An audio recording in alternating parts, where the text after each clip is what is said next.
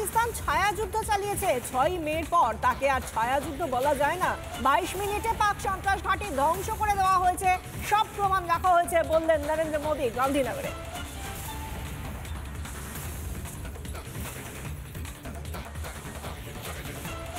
आज तक जिसे हमें प्रॉक्सी वॉर कहते थे,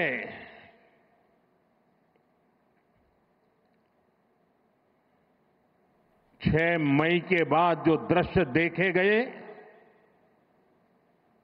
उसके बाद हम इसे प्रॉक्सी वॉर कहने की गलती नहीं कर सकते हैं। और इसका कारण है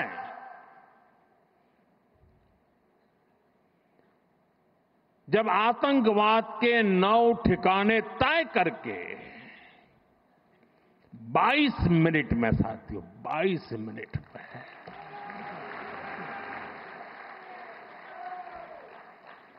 उनको ध्वस्त कर दिया।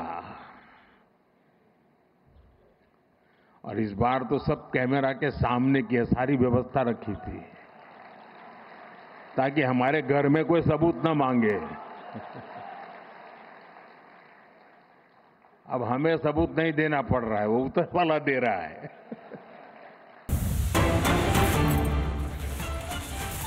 পাকিস্তানের হামলা ছায়াযুদ্ধ নয়, সন্ত্রাসবাদীদের রাষ্ট্রীয় মর্যাদায় শেষকৃত্য হয় পাকিস্তানে। কফিনে পাকিস্তানের পতাকা মুড়ে দেওয়া হয়, পাকিস্তানের সেনা তাদের স্যালিউট করে, যা প্রমাণ করে পাকিস্তান ছায়াযুদ্ধ নয়, পাকিস্তান যুদ্ধই করছিল। মন্তব্য প্রধানমন্ত্রী নরেন্দ্র মোদী। मैं इसलिए कहता हूं अब ये प्रॉक्सी वॉर नहीं कह सकते इसको, क्योंकि जो आतंकवादियों के जनाजे निकले 6 मई के बाद जिनका कत्ल हुआ, उस जनाजे को स्टेट ऑनर दिया गया पाकिस्तान में। उनके कॉफिन पे पाकिस्तान के झंडे लगाए गए, उनकी सेना ने उनको सैल्यूट दी। ये सिद्ध करता है कि आतंकवादी गतिविधि ये प्रॉक्सी वॉर नहीं है, ये आपकी सोची समझी युद्ध की रणनीति है। आप वॉर ही कर रहे हैं तो उसका जवाब भी वैसे ही मिलेगा।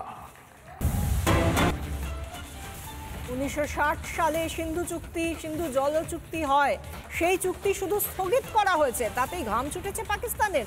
আমাদের দেশবাসীর অধিকার আছে সিন্ধুতে, সিন্ধুর জল তাদেরও প্রয়োজন। আমরা বাঁধের গেট খুলে জল পরিষ্কার করেছি, তাতেই বন্যা পরিস্থিতি তৈরি হয়েছে পাকিস্তানে। মন্তব্য প্রধানমন্ত্রী নরেন্দ্র মোদী। लेकिन बदले में खून की नदियां बहती है।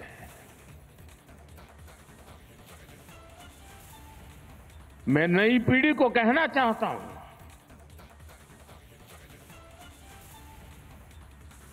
देश को कैसे बर्बाद किया गया है। 1960 में जो इंडस वाटर ट्रीटी हुई है, अगर उसकी बारीकी में जाएंगे तो आप चौंक जाएंगे। यहां तक तय हुआ है उसमें कि जो जम्मू कश्मीर की अन्य नदियों पर डैम बने हैं, उन डैम का सफाई का काम नहीं किया जाएगा, डिसिल्टिंग नहीं किया जाएगा, सफाई के लिए जो नीचे की तरफ गेट है वो नहीं खोले जाएंगे। 60 साल तक ये गेट नहीं खोले गए और जिसमें 100% पानी भरना चाहिए था, धीरे धीरे इसकी कैपेसिटी कम हो गई, 2% 3% रह गया। क्या मेरे देशवासियों को पानी पर अधिकार नहीं है क्या? उनको उनके हक का पानी मिलना चाहिए, नहीं मिलना चाहिए क्या? और अभी तो मैंने कुछ ज्यादा किया नहीं है।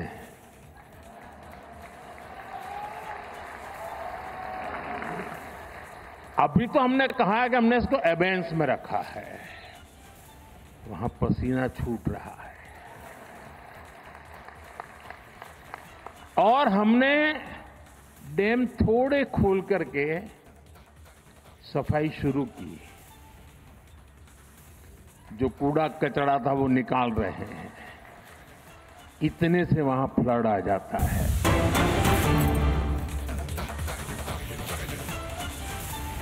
যখনই সুযোগ পেয়েছে হামলা করেছে, নিরীহ মানুষদের মেরেছে। ৭৫ বছর ধরে ছায়া যুদ্ধ করেছে। গুলির জবাব এবার গুলিতে।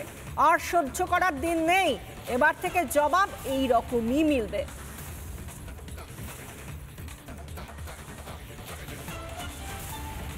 और पाकिस्तान समझ गया कि लड़ाई में वो भारत से जीत नहीं सकते हैं, और इसलिए उसने प्रॉक्सी वॉर चालू किया।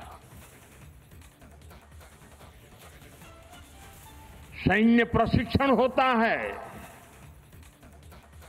सैन्य प्रशिक्षित आतंकवादी भारत भेजे जाते हैं और निर्दोष निहत्थे लोग कोई यात्रा करने गया है, कोई बस में जा रहा है, कोई होटल में बैठा है, कोई टूरिस्ट बन के जा रहा है। जहां मौका मिला वे मारते रहे, मारते रहे, मारते रहे, और हम सहते रहे। आप मुझे बताइए, क्या ये अब सहना चाहिए? क्या गोली का जवाब गोले से देना चाहिए? ईंट का जवाब पत्थर से देना चाहिए? ये कांटे को जलमुर्द से उखाड़ देना चाहिए? নানা ধরনের কন্টেন্ট দেখার জন্য লাইক করুন, শেয়ার করুন আমাদের ফেসবুক পেজ, সাবস্ক্রাইব করুন আমাদের ইউটিউব চ্যানেল। পাশাপাশি অন্যান্য ব্রেকিং নিউজের জন্য অবশ্যই চোখ রাখুন রিপাবলিক বাংলায়।